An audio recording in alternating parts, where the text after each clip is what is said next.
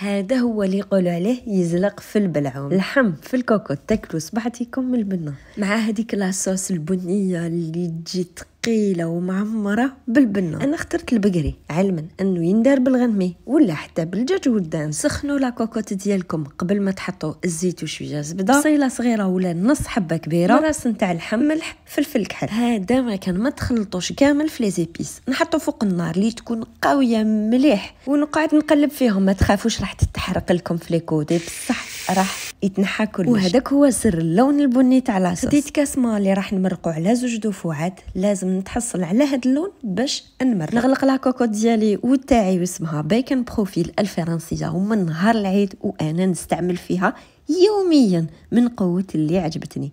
اللحم طابلي، الزبده، لاصوص ما نشفتليش، بقات لي هي نزيد لكم راهي اون بروموسيون حتى يخلص الستوك. غير غاولوا قبل ما يفوتكم الحال، واللي مجربينها يخلوا لنا تعليق باش كامل يستفادوا. صفيت لاصوص، زدت لها مغرفه تاع نشا ورديتها فوق النار، وشوفوا لي طابلي معسل ماشي ناشف، مع انه لحم بقري. وهذه هي الطريقه الالمانيه وتخليكم تستبنوا اللحم بدون اي اضافات. تقدروا تقدموه بلي ليغوم ولا حتى بالرز. الى وصفه اخرى ان شاء الله. سلام.